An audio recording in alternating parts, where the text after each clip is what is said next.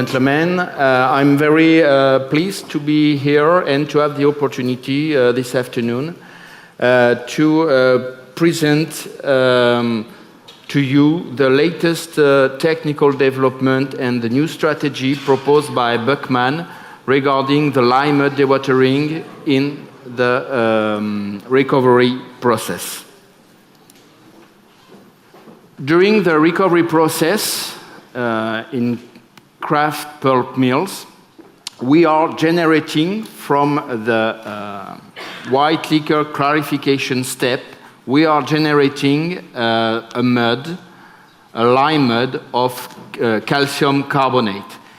And this calcium carbonate will be extracted from the white liquors and then burned in the lime kiln to regenerate calcium oxide, and this calcium oxide will be reused on the causticizing step of the green liquors in the recovery process. So we have here the several elements regarding the recovery process in kraft pulp mills. But before to be sent to the kiln, the lime mud has to be treated. First, it has to be washed to avoid the carryover of chemicals inside the kiln, where it will be burned to regenerate calcium oxide. And also, this lime mud will have to be dewatered in order to prevent too much water in the kiln. This washing and this dewatering step is done on a specific equipment called a drum filter, and the drum filter will operate this washing and this dewatering. And the quality, the efficiency of this step is a crucial operation in order to be sure that we will have a good and efficient burning of this calcium carbonate inside the lime kiln. So the lime kiln operation quality and stability will depend on the quality of the washing and the dewatering done on this lime mud. We are discussing about dewatering. That means we will remove the water. In the lime mud, we can consider that the water could be split in three main classes.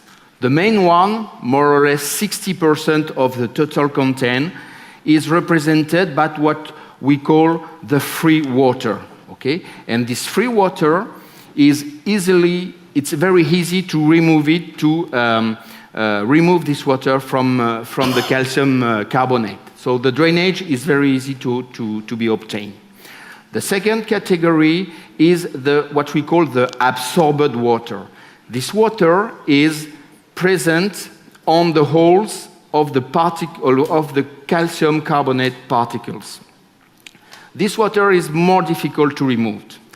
And this water represents more or less 25% of the total amount. The third, the adsorbed water. This water is fixed. This water is adsorbed on the surface of the calcium carbonate particles, and the only way to remove this water is by evaporation. So this is the three main categories of water you can find in a lime mud.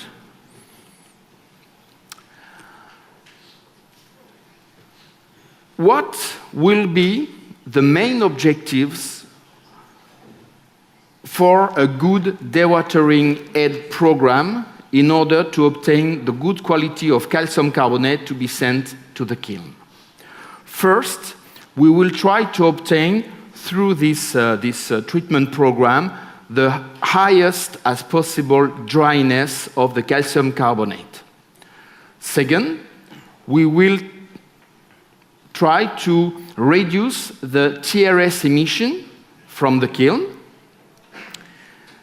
For sure, very important thing is by increasing the dryness, we will try to reduce the fuel consumption to burn the calcium carbonate in the kiln.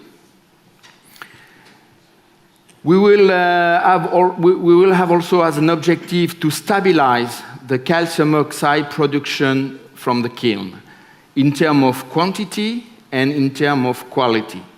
In terms of quantity, that means we will try to reduce at the maximum the shutdown of the kiln for maintenance or to be clean inside to remove deposits of calcium carbonate in the internal surface of the kiln.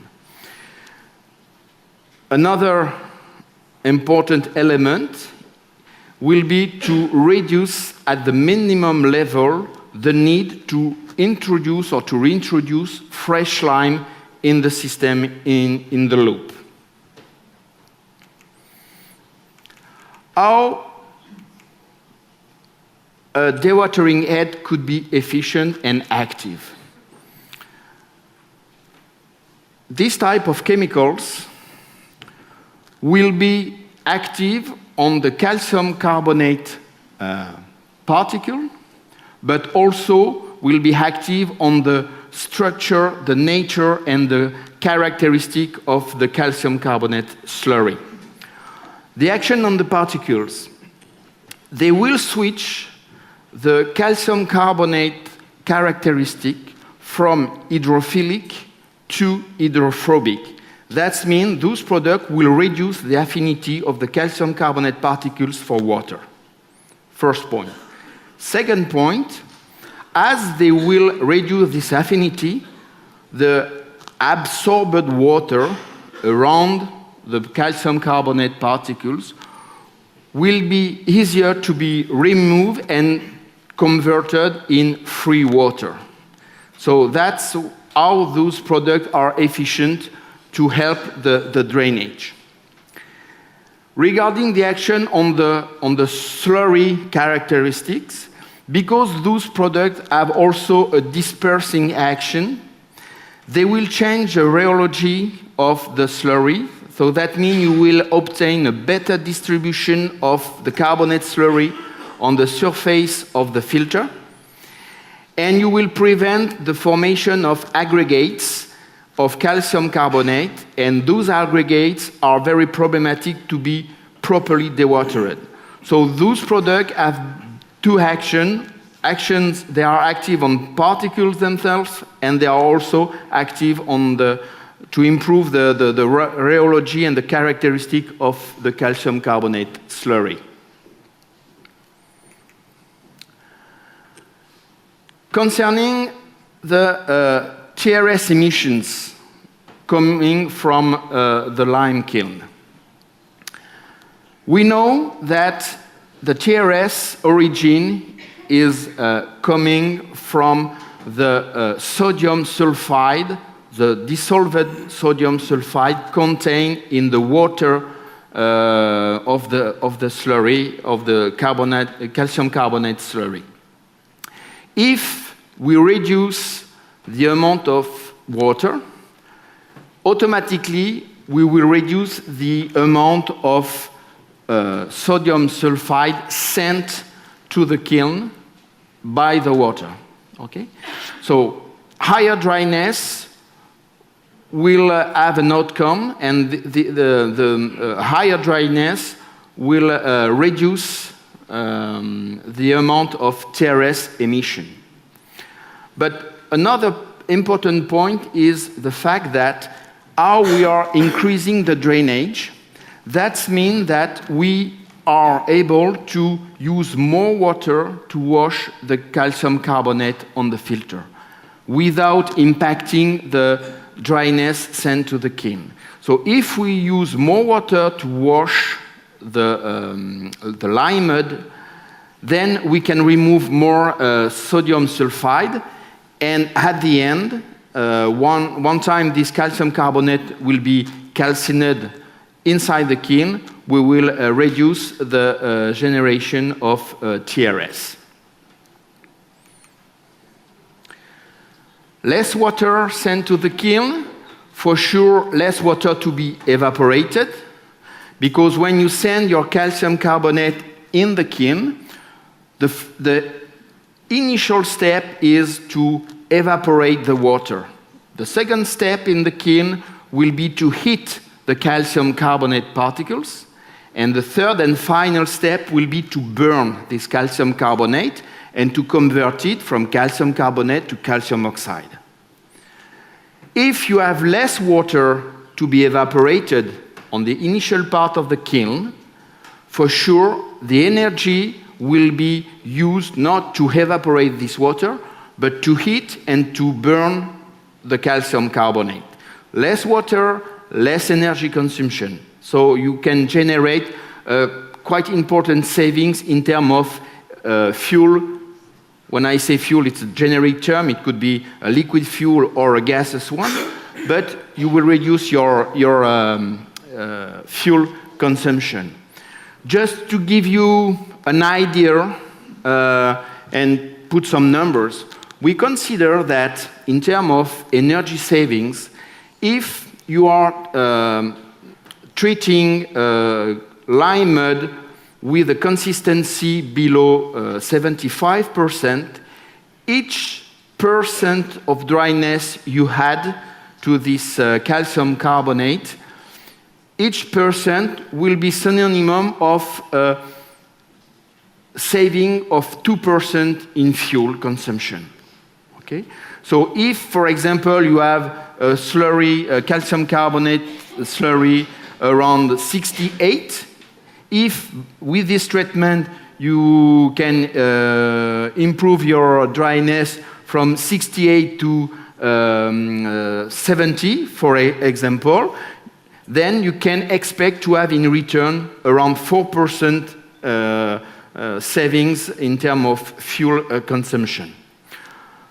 If you start with a slurry, a calcium carbonate slurry with a higher consistency, over 75%, and it's possible to reach 80, 82, 84%. I have already seen those numbers during industrial trials.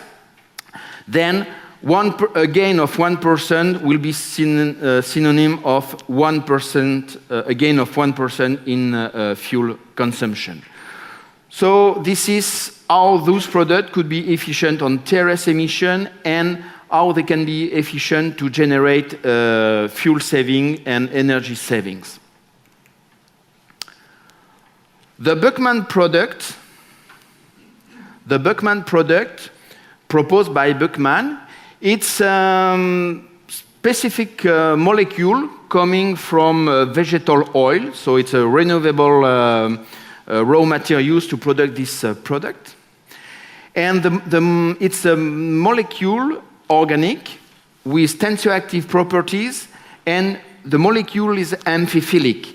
That means the molecule, one part of the molecule, we have a tail, a hydrophilic tail, and a hydrophobic head here. And this molecule will create a layer around the calcium carbonate particle. And here you have the calcium carbonate particle with its hydrophilic characteristic, all those plus. And if you create this layer with our molecules, you are creating a layer with an hydrophobic external characteristic. And then, by switching from hydrophilic to hydrophobic, the characteristic of the calcium carbonate particle, then the separation is easier. It's easier to separate the carbonate particles from the water. Okay? And at the end, we reduce the affinity. The outcome is a better dewatering on the washing filter for the water contained in the slurry, but also the water had on the showers and the water volume used to wash the calcium carbonate on the filter. Some results roughly given. You have here the example of the impact of the dosage of this product. Here you have the situation without the treatment. Here you have result with standard polymers used since many years as dewatering help. And here you have the result obtained with this new approach using those specific molecules.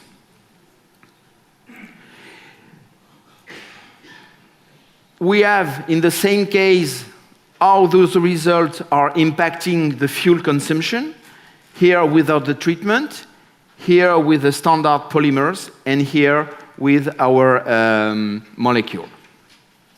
We can see that we consume less fuel for the same capacity, the same production capacity. TRS emission, because as we are consuming, we are sending less water, less sodium sulfide, and less TRS. The kiln temperature, of course, and it's a very good parameter to follow during a try. We follow the temperature of the fume out from the kiln, and we see that when we start to dose, we see the temperature increasing. That's a sign that you need less energy to convert calcium carbonate to calcium oxide. And then you can reduce your fuel injection. So some results in terms of numbers. -6%, plus 6% in terms of consistency and dryness, minus 11.5% in fuel consumption, and around minus 20% in TRS emission. That's the result we can reach with those treatments and the utilization of this new generation of dewatering aid for lime mud. Other results, same result. We follow the solid content of the calcium carbonate sent to the kiln. We can follow online the fuel consumption and the energy consumption, the fuel consumption. And you have some numbers, general numbers concerning the saving and the ROI you can obtain on your operation using those dewatering aids. And we have a plan for the trials to know immediately the efficiency, if the product is efficient or not. And we had on top of that the result coming from the mill following the consistency, the sodium content, all the parameters, the gases emission, and we had our own measure to the mill measure, and we can check and we can adapt to obtain the better result as a... Yeah. Okay, thank you.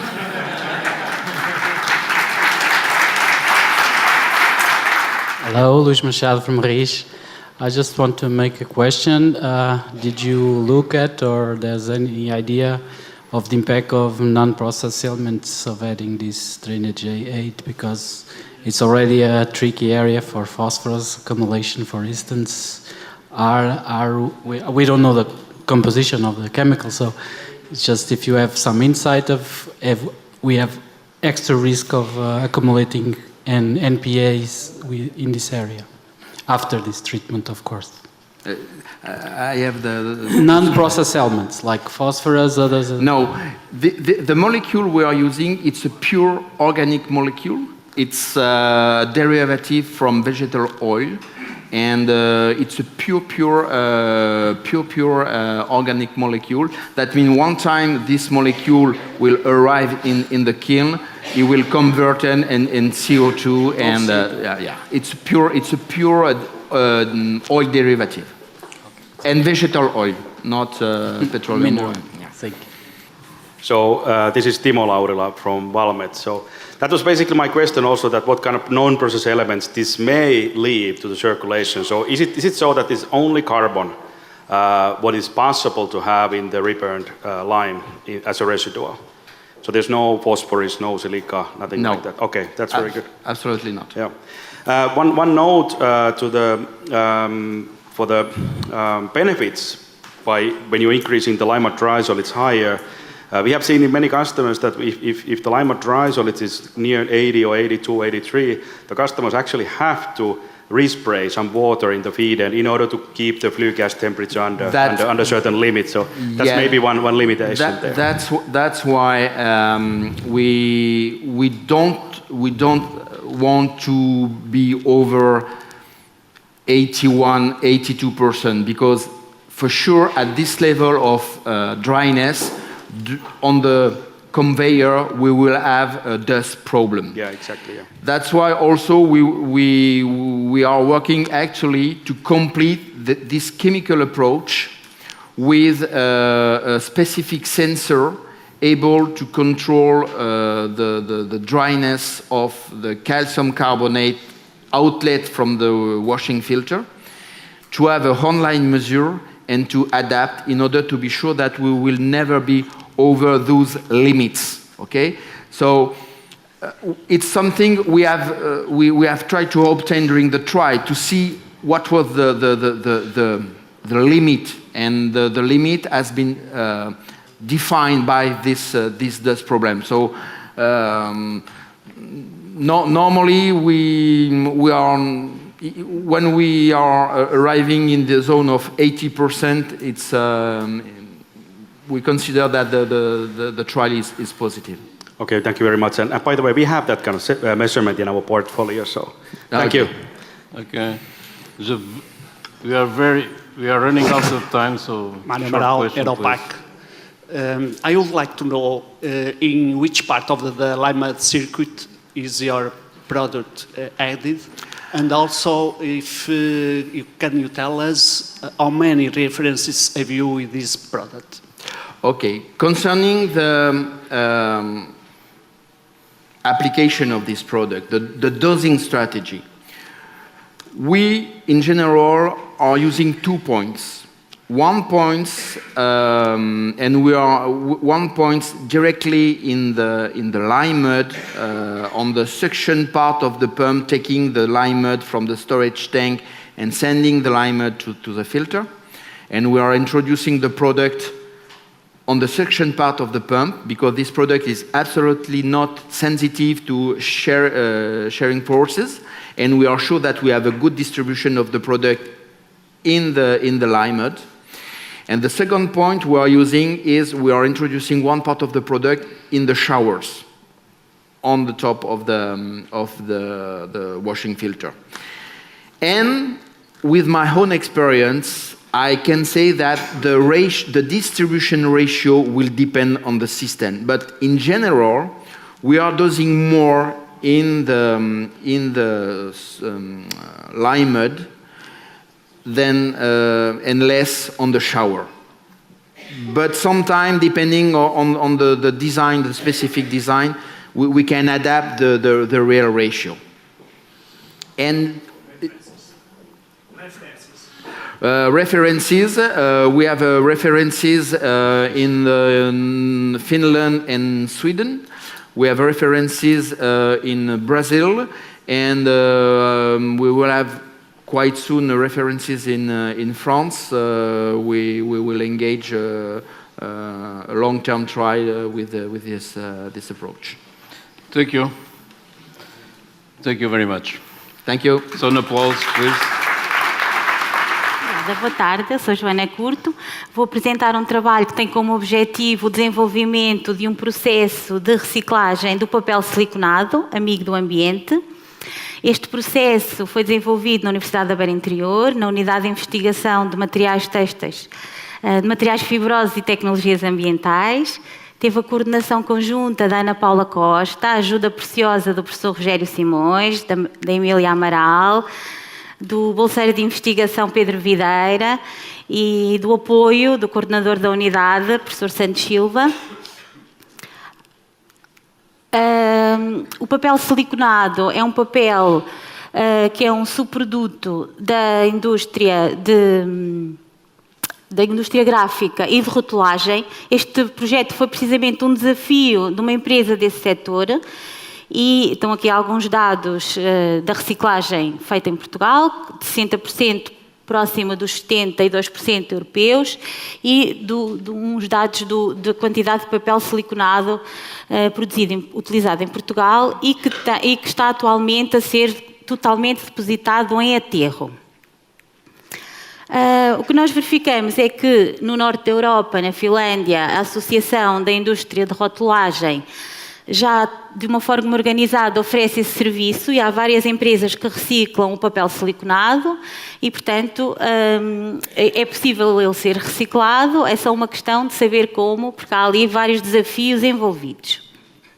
Então, os desafios têm precisamente a ver com o processo de revestimento deste papel.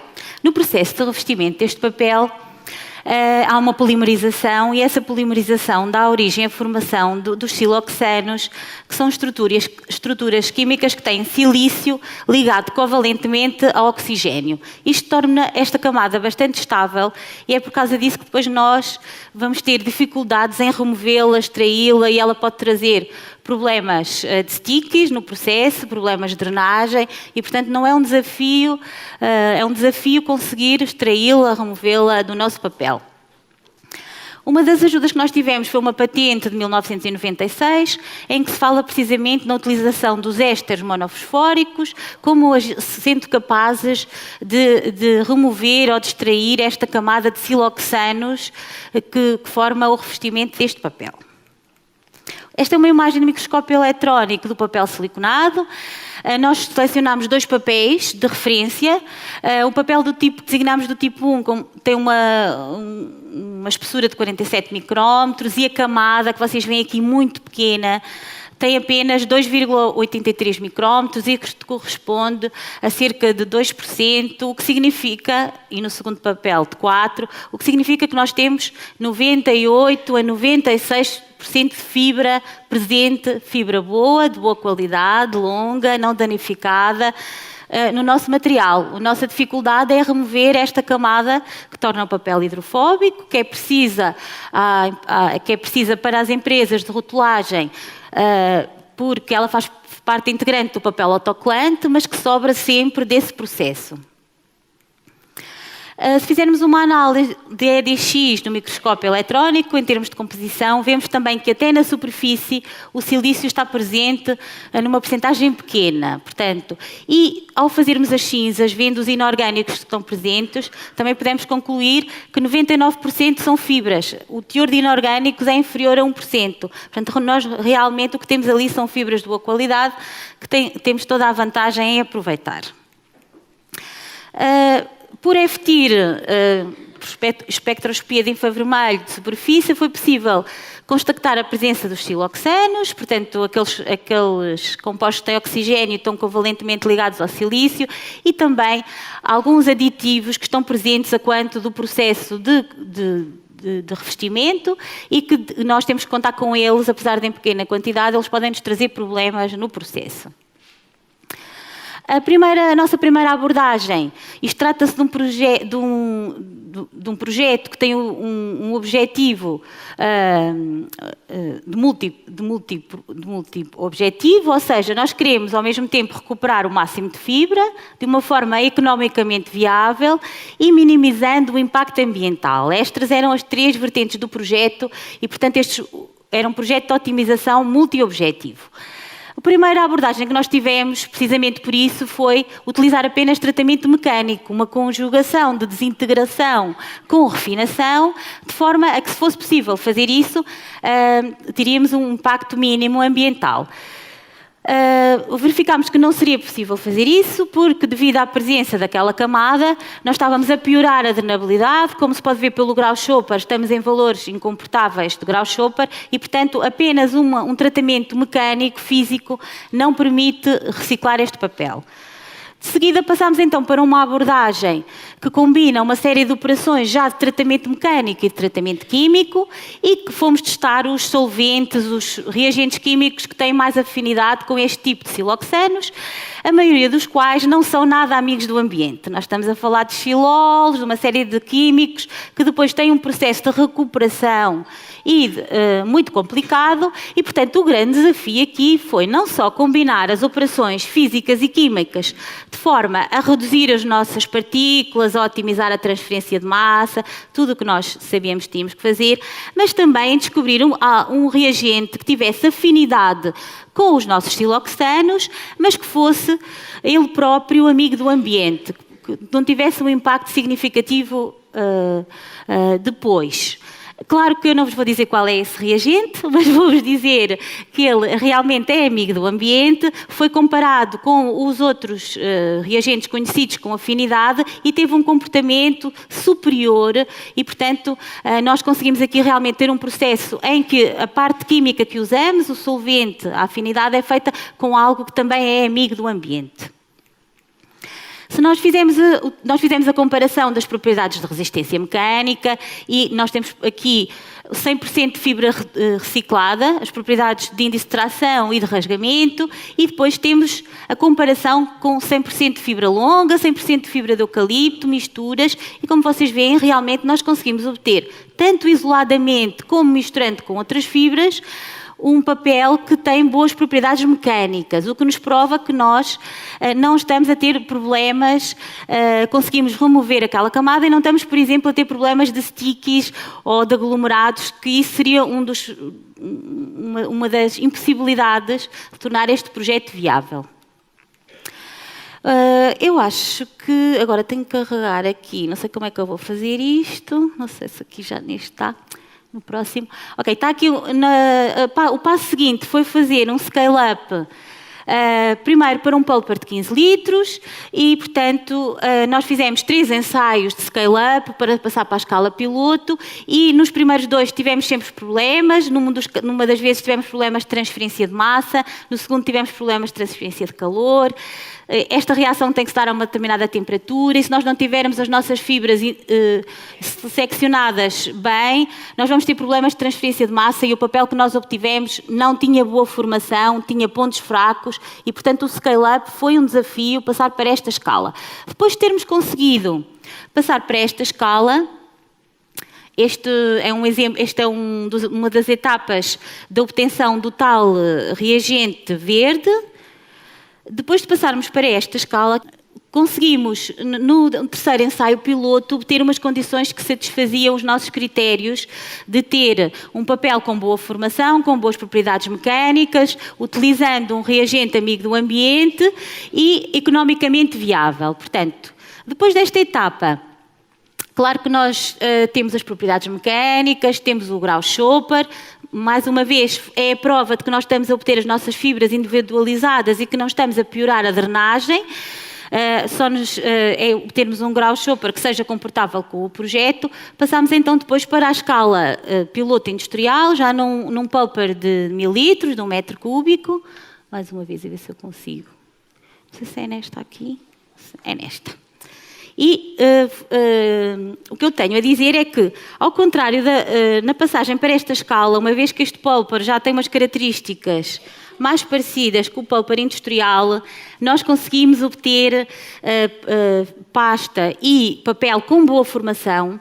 Portanto, a transferência de massa e de calor que já estavam otimizadas anteriormente foram conseguidas com sucesso e nós conseguimos reciclar o papel siliconado. Isto são algumas imagens do nosso ensaio piloto. Conseguimos reciclar o papel siliconado utilizando uma combinação de tratamentos mecânicos e um agente químico amigo do ambiente e, no final, ter as fibras individualizadas prontas a ser usadas tal e qual ou ser incorporadas com outras fibras. Portanto, isto são algumas das etapas do nosso ensaio piloto. Como vocês veem, claramente, começamos a obter uma consistência de pasta e, claro, que fizemos todos os testes para provar isso, para provar tanto as propriedades mecânicas como ópticas. A cor amarela que vocês estavam ali a ver é uma especificação do papel, tem a ver com o processo, é um corante que depois sai facilmente, tanto que depois nós já não temos essa cor amarela no final da nossa do nosso ensaio de recuperação. Agora tenho que passar isto à frente. Concluindo, foi possível obter, através de uma combinação de processo físico e processos químicos, uma recuperação, a reciclagem do papel siliconado, tendo em conta que o valor de Grau-Schopper é aceitável. Essa fibra pode ser utilizada de forma simples ou em combinação com outra. Nós testámos com o eucalipto e com uma fibra longa de referência.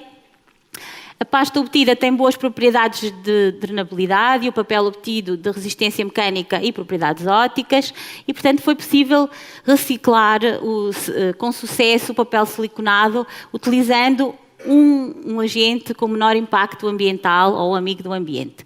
Está aqui uma fotografia de nós no ensaio piloto, só para envergonhar os meus colegas. Gostaria de agradecer a todos pela vossa atenção, ao COPET 2020 que financiou, à empresa Indeste proponente do projeto, à unidade de investigação, à Tecnicel pela oportunidade de apresentar. Contar-vos que já surgiu uma empresa, a Partícula Verde, que vai implementar o projeto e que, associada à empresa-mãe, oferece também a possibilidade de transporte como uma...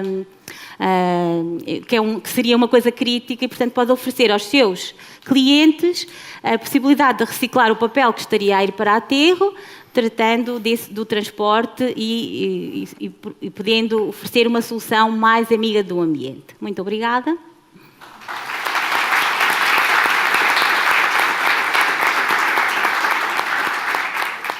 Isto exige um tratamento específico, quer dizer, separado, não é? Dos outros Sim, papéis. ou seja, sem tratamento químico e físico ele não pode ser incorporado, porque as fibras têm a tal camada de siloxanos que estão a agregar e que são hidrofóbicas. O papel é muito hidrofóbico e essa camada também é, e depois dá problemas de drenagem e stickies no processo. Portanto, sem a remoção, dispersão dessa camada, não é possível integrá-lo diretamente. Ok. Alguma questão? Professor, força. Professor Dmitry, Universidade de Aveiro. I would ask you, em português, perdão. Como quiser. Eu queria perguntar qual foi o rendimento de pasta reciclada, neste caso? E qual foi o valor teórico, pronto, dizemos assim. Sim, como se trata, como realmente as fibras, os 99% de fibras que estão lá são fibra longa de boa qualidade, nós conseguimos recuperar com um alto rendimento. E quanto? Alto? Eu, por acaso, acho que estava ali numa das tabelas, mas eu vou-lhe dizer à volta dos 90%. Porque normalmente o rendimento deste tipo de papel é por volta de 50%, qualquer coisa. O que se pode ali, depois, o que terá ali que se decidir na implementação industrial é se convém retirar uma camada flutuante em que algumas fibras ainda têm os tais siloxanos e usar, por exemplo, para material de construção ou isolante. Isso provavelmente será a opção mais... E usar as fibras que estão completamente individualizadas, removendo a diferença dos 100%, porque elas realmente não vão a lado nenhum, não têm finos, não são fibras, são fibras de boa qualidade, mas há sempre uma parte da fibra que mantém alguma adesão ao siloxano, mesmo despolimerizado, e portanto essa seria, mas que separa muito bem, porque tem algumas capacidades de flutuação e pode ser separada, e nós fizemos alguns testes, dá um material isolante com boas propriedades, não tem problemas biológicos nem de degradação, portanto a melhor sugestão de processo será remover e depois utilizar o resto da fibra, os tais 90%. E outra pergunta, existe só um amigo do ambiente, a água, o resto contaminantes. Então, okay. Só um comentário. Por isso é que eu disse minimizar o impacto ambiental. Aqui tem que ser uma opção entre reciclar, ir para o aterro ou utilizar aquela fibra. Ok. Obrigado. Mais alguma questão? 4.000. 4.000 toneladas é o custo, é o cálculo que nós fizemos para Portugal, mas este papel não é tratado na Península Ibérica e, portanto, é só tratado no norte da Europa. Há aqui uma margem de crescimento que engloba os países do Sul. Já é reciclado no Brasil. Portanto, a empresa visitou, inclusive, uma empresa no Brasil que faz esta reciclagem. antes de nos propor o projeto. Aplausos para a Joana.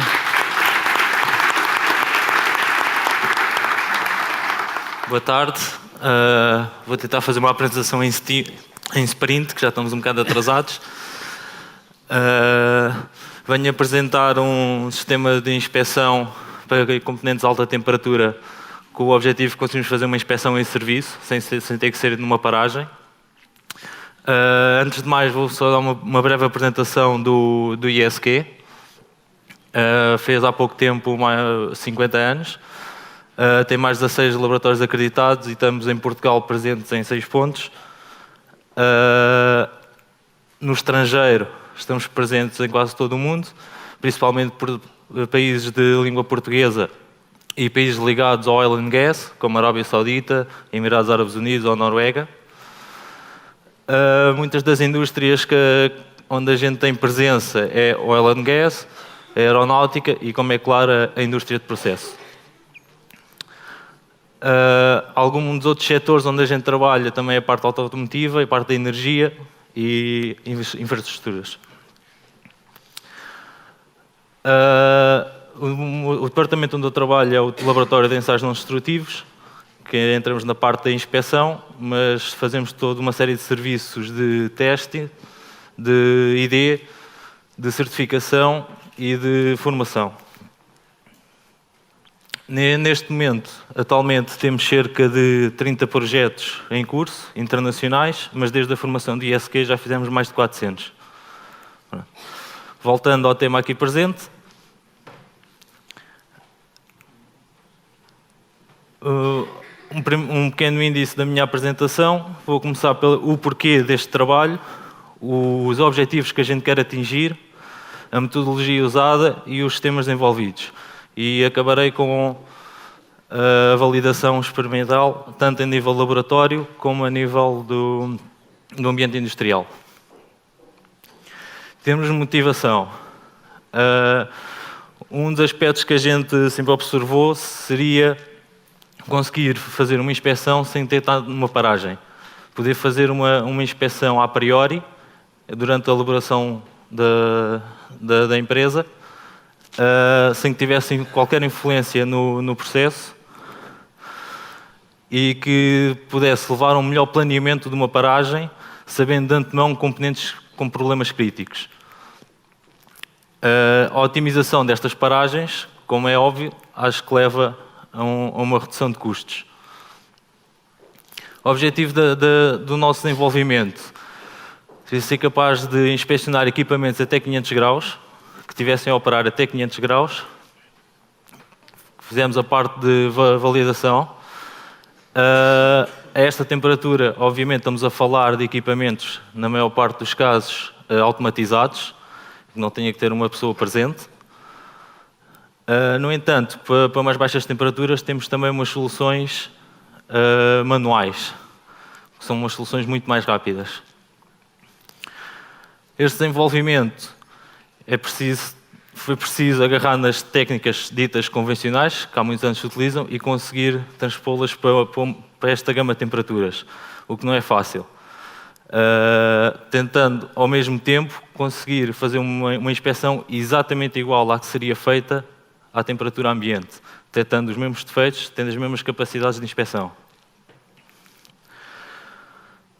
Com isto, as técnicas que nós agarramos e fizemos o desenvolvimento foi o visual, a inspeção por ultrassons, nomeadamente o phased array, técnica avançada, os EMATs e as correntes induzidas. Porquê estas 4? Visual permite uma avaliação superficial, as correntes induzidas permitem uma avaliação para além de superficial, também subsuperficial, digamos até 2 milímetros, mais ou menos, e os ultrassons, claro, para uma inspeção volumétrica total da peça. Que tipo de defeitos é que estamos a falar? Estamos a falar, um caso típico que é corrosão e o pitting, neste caso mapeamento de corrosão, e estamos a falar também de uma solução para a inspeção de solduras, desde fissuras a faltas de penetrações, faltas de fusão,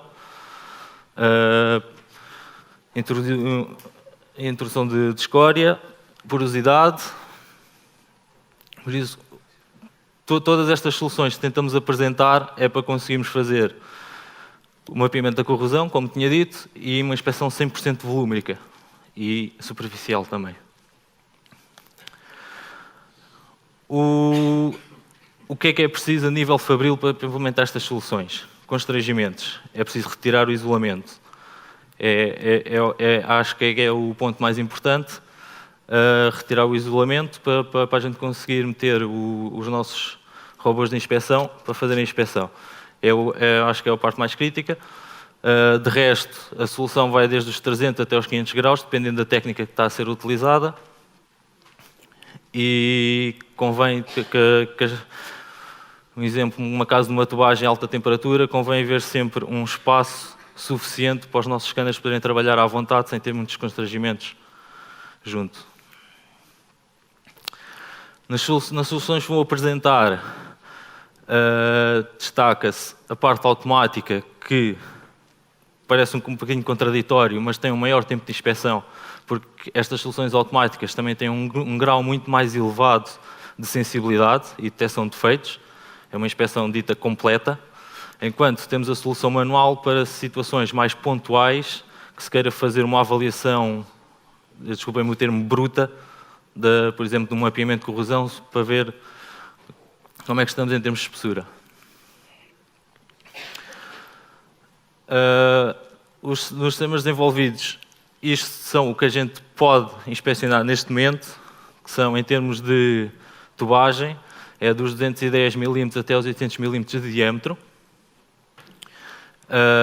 Para fazer mapeamento de corrosão, pode ser qualquer equipamento de alta temperatura que tenha uma superfície plana, ou com uma forma cilíndrica ou esférica, desde que tenha um diâmetro mínimo de 250 mm. Em termos de espessuras, estamos a falar no máximo até 20 mm, pode ser feito mais e exige um bocado de desenvolvimento por causa da técnica aplicada, pode ter que levar muito mais sondas e o sistema não está preparado para isso neste momento. Tal solução manual, simples e rápida, uma simples medição de espessura, obviamente nesta figura daquele nota alta temperatura, mas um pequeno robô manual que a gente desenvolveu consegue chegar até aos 500 graus, fazer a inspeção de mapeamento de corrosão, que é a solução mais simples, digamos. Este scanner desenvolvido também faz o mapeamento de corrosão, mas é um scanner autónomo. Para, por exemplo, situações em que temos um acesso mais difícil e é preciso uma inspeção mais pormenorizada e prolongada, fazendo um mapeamento completo, por exemplo, de uma tubagem, o único contacto que o operador tem com a entubagem a alta temperatura ser o meter lá o scanner, nada mais. A luz não permite ver bem, que as imagens estão um bocado escuras, mas isto é uma inspeção real, porque estes sistemas foram desenvolvidos num projeto em conjunto com a Navigator, e isto é numa das instalações da Navigator. E aqui temos o scanner para a inspeção de soldadura. Neste caso também está a fazer uma soldadura em ambiente industrial, a fazer uma inspeção de uma soldadura em ambiente industrial.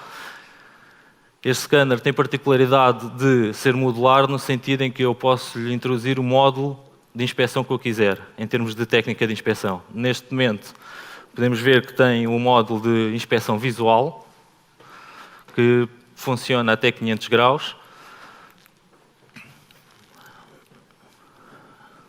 Devido aos sítios em que às vezes é preciso fazer inspeções, tem que ter uma luz autónoma para fazer a inspeção visual, uma câmara de alta definição e um arrefecimento a ar.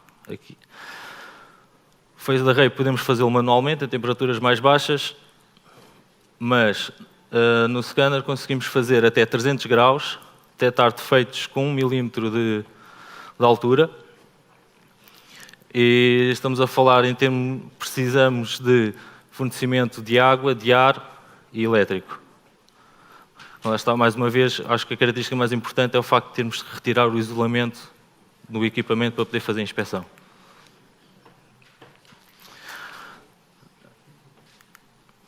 Em termos de validação industrial e laboratorial A gente fez a inspeção visual de alguns defeitos típicos, como salpicos, como bordos queimados, por exemplo, e o undercut. Em termos de phased array, a parte mais complicada a nível dos ultrassons, para quem conhece a técnica de ultrassons, é preciso usar um acoplante, que a estas temperaturas evapora. Conseguir desenvolver acoplantes que aguentem estas temperaturas foi um desafio, e a própria propagação no som num material a alta temperatura que não a alta temperatura ambiente é completamente diferente. Existe alteração da velocidade, como a própria temperatura não é constante, existe um gradiente de temperatura entre a superfície interior e a superfície exterior da tubagem. O som, para além da velocidade não ser constante, o som não tem uma propagação linear, mas sim uma propagação curvilínea. O que depois, em termos de detecção, causa bastantes problemas. Neste caso, estamos a ver a comparação entre temperatura ambiente, detecção de uma fissura na raiz a uma temperatura ambiente e uma falta de fusão no chanfro, e a 250 graus. Em termos de ultrassons, repara-se que a própria temperatura provoca uma atenuação do sinal ultrassonoro, neste caso até aos 250 graus, na ordem dos 3, 4 dB. Mas o maior problema não é esse, é exatamente aquilo que eu expliquei da deflexão do feixe sonoro. Algumas das validações que fizemos, neste caso da mecânica do scanner em termos de arrefecimento dos componentes eletrónicos, porque estes scanners são totalmente autónomos, feitas com imagens de termografia para confirmar a temperatura da tubagem e medir a temperatura dos componentes críticos do sistema. Como conclusão,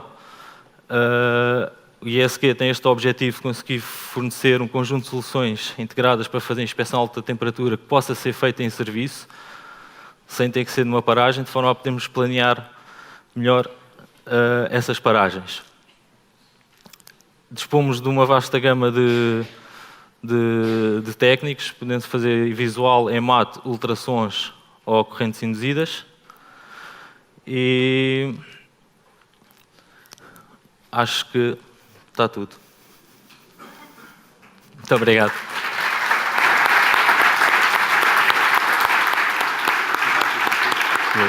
Obrigado.